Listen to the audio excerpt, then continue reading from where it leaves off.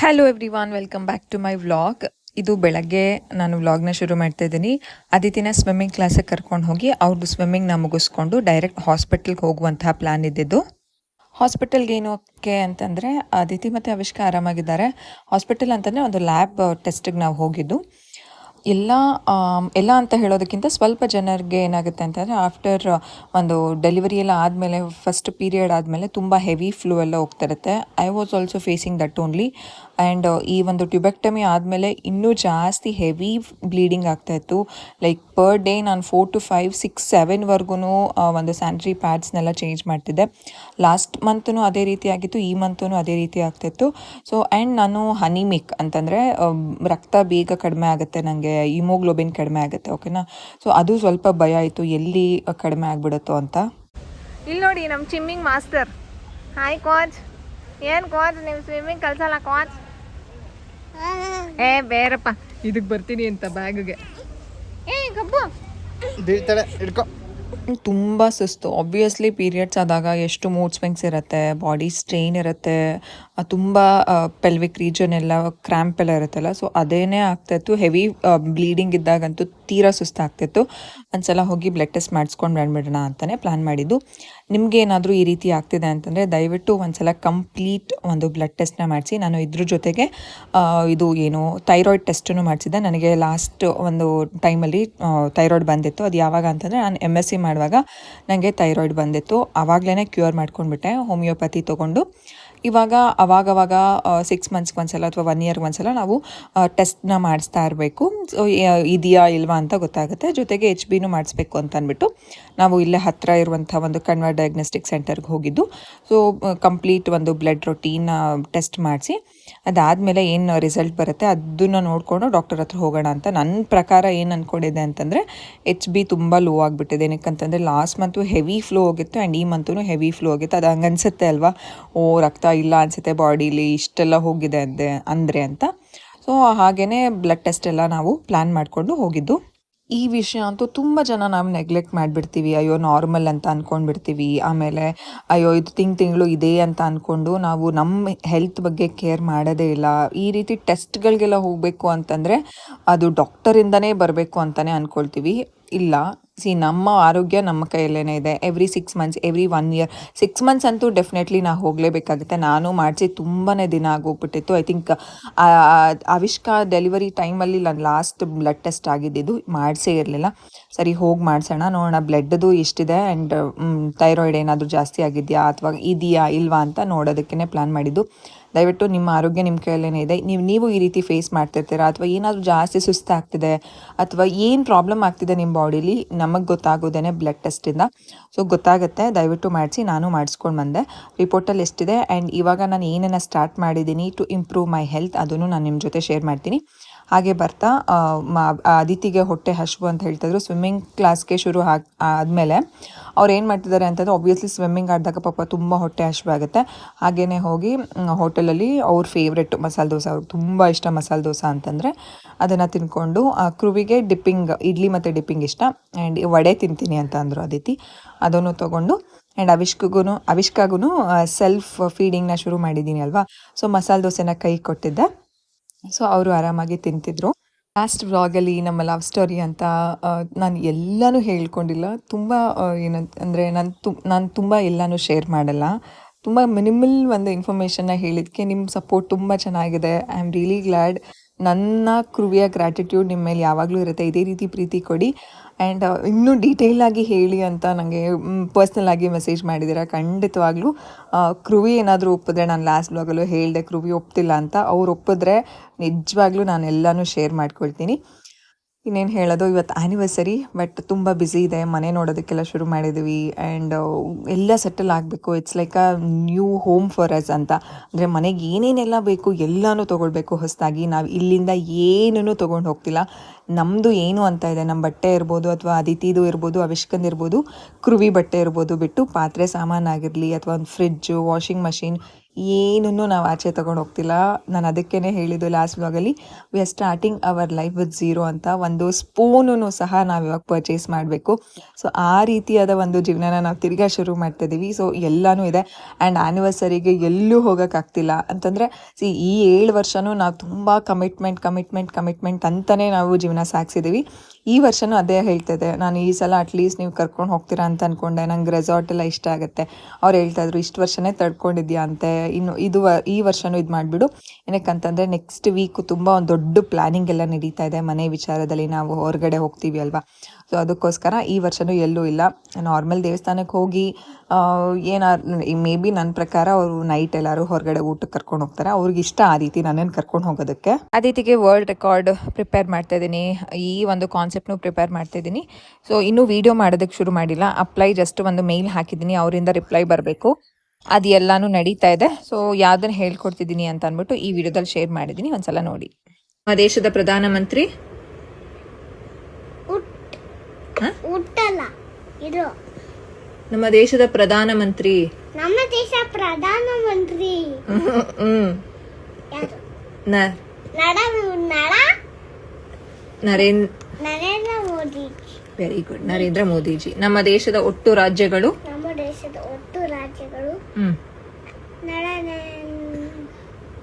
ರಾಜ್ಯಗಳು 28. Very good. 28. ರಾಷ್ಟ್ರ ಪಕ್ಷಿ ಪಕ್ಷಿ ನವದೆಹಲಿ ಅಲ್ಲ, ನವದೆಹಲಿ ಇಳುವಲ್ ಬರುತ್ತೆ. ಪಕ್ಷಿ ಬರ್ಡ್ ಬೋಟ ನವಿಲು. Very good. ರಾಷ್ಟ್ರ ಪ್ರಾಣಿ ನವದೆಹಲಿ. ರಾಷ್ಟ್ರ ಪ್ರಾಣಿ ಕೇಳಿಸ್ಕೊಳ್ಳಿ ಕರೆಕ್ಟಾಗಿ. ಹುಲಿ. Very good. ಹುಲಿ. ಹುಲಿ ಕರೆಕ್ಟ್. ರಾಷ್ಟ್ರದ ಸರೀಸೃಪ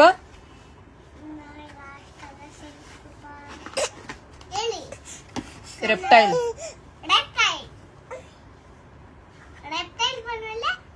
ರೆಪ್ಟೈಲ್ ಯಾವುದು ನಮ್ಮ ನ್ಯಾಷನಲ್ ರೆಪ್ಟೈಲ್? ಕಿಂಗ್. ಕನ್ನಡದಲ್ಲಿ ಏನಂತಾರೆ? ಕಾಳ್. ರಾಷ್ಟ್ರದ ಹಣ್ಣು ಮಾವಿನ ಹಣ್ಣು. ರಾಷ್ಟ್ರಗೀತೆ ಆಯ್ತು ಹೇಳಿ. ರಾಷ್ಟ್ರದ ಹಣ್ಣು ನೆಕ್ಸ್ಟ್ ರಾಷ್ಟ್ರಗೀತೆ. ಯಾಕ ವಿಷ್ಕ ಕ್ರಾಂಕಿ? ರಾಷ್ಟ್ರಗೀತೆ ಯಾವುದು? ಇದೇ ಸರಿ ಆಗಿಲ್ಲ. ರಾಷ್ಟ್ರಗೀತೆ ಯಾವುದು? National anthem. ಬರೆದವರು ಕರೆಕ್ಟಾಗಿ ಹೇಳ್ಬೇಕು ಚೀನಾ. ಟಾಗೋರ್. ರಾಷ್ಟ್ರ ನದಿ ನಿಂದೆ ಚಂದ ಬಿಡು.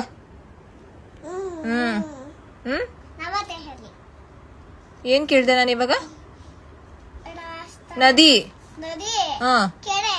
ಕೆರೆ ಅಲ್ಲ, ನದಿ. National river. ನಾನು ಇಂಗ್ಲಿಷಲ್ಲಿ ಫಸ್ಟ್ ಹೇಳ್ಕೊಟ್ಟಿದ್ದೆ ತಪ್ಪು. ರಾಷ್ಟ್ರಕವಿ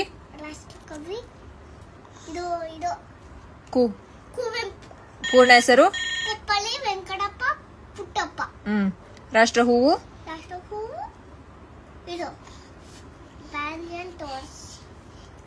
ಹೂವು flower.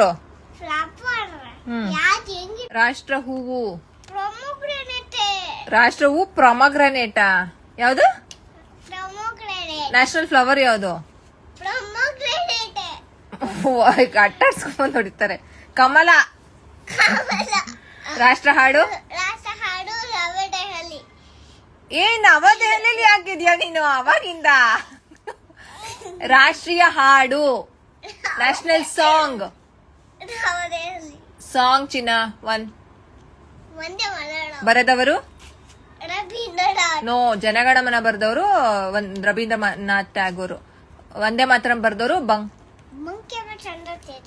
Chatterjee. ರಾಷ್ಟ್ರವಾಕ್ಯ sentence. Very good. ರಾಷ್ಟ್ರ ತಿರಂಗ ರಾಷ್ಟ್ರ ಧ್ವಜ. ನ್ಯಾಷನಲ್ ಫ್ಲಾಗ್ ಯಾವುದು? Very good. ಬಣ್ಣಗಳು ಯಾವ್ದು ಇರುತ್ತೆ? ಕೇಸರಿ ನಂದ ಬಿಳಿ ಹಸಿರು. ಏನು ಕೇಸರಿ ನಂದ ಬಿಳಿ ಹಸಿರು ಅದು ಬರೀ ಅದು ಕೇಸರಿ ನಂದನ ಅನ್ನೋದು ಆಂಜನೇಯಂದು ಹನುಮಾನ್ ಚಾಲಿಸದಲ್ಲಿ ಬರುತ್ತೆ. ಇವಾಗ ಕೇಸರಿ ನಂದ ಅಂತ ಜಾಯಿನ್ ಮಾಡ್ಬೇಡ ನೀನು. ನೀನ್ ಸಚ್ಚ ಕ್ಯೂಟಿ ಕ್ಯೂಟಿ ಕ್ಯೂಟಿ ನಾಟಿ ಕ್ಯೂಟಿ ನಾಟಿ. ನೀನ್ ಬಟನ್ ಬಿಚ್ಕೊಂಡು ವಾಟಿ. ಚಿನಿ ಕೇಸರಿ ಬಿಳಿ ಹಸಿರು ಅಷ್ಟೇ. ಅಯ್ಯೋ ಅಯ್ಯೋ ಅಯ್ಯೋ, ನಿನ್ ಜೊತೆ ಎಂಜಾಯ್ ಮಾಡ್ತೀರಾ ನೋಡಲ್ಲಿ. ಹೆಂಗಮ್ಮ ನಗದು?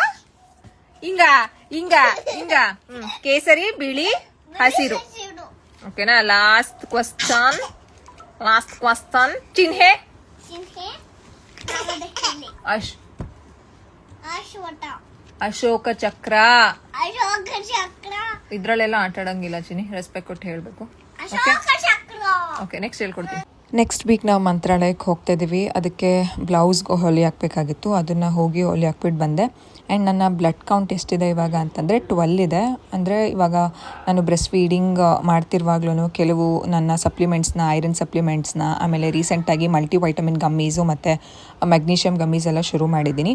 ಆ್ಯಂಡ್ ನನ್ನ ಒಂದು ಪ್ರತಿದಿನದ ಡಯಟಲ್ಲಿ ಒಳ್ಳೆ ಆರೋಗ್ಯವಾದ ಆಹಾರ ಇದ್ದೇ ಇರುತ್ತೆ. ಸೊಪ್ಪು, ತರಕಾರಿ, ಹಣ್ಣು ಅದೆಲ್ಲನೂ ಇದೇ ಇರುತ್ತೆ.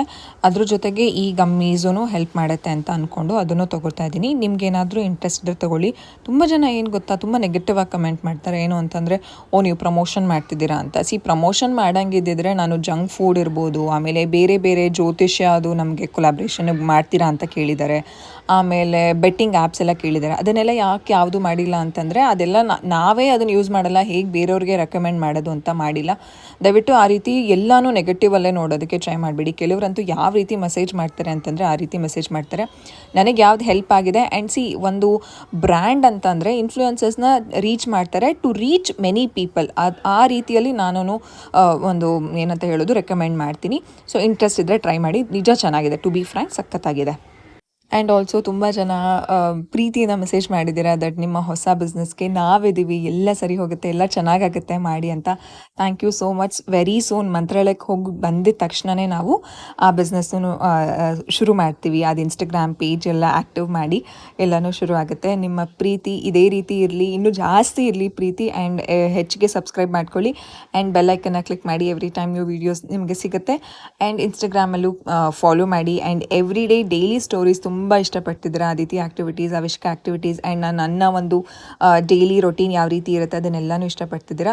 ನೀವು ಅದನ್ನು ನೋಡಬೇಕು ಅಂತಂದರೆ ನನ್ನ ಇನ್ಸ್ಟಾಗ್ರಾಮ್ ಪೇಜ್ನ ಫಾಲೋ ಮಾಡ್ಕೊಳ್ಳಿ. ಆ್ಯಂಡ್ ನೆಕ್ಸ್ಟ್ ವ್ಲಾಗಲ್ಲಿ ಸಿಗ್ತೀನಿ.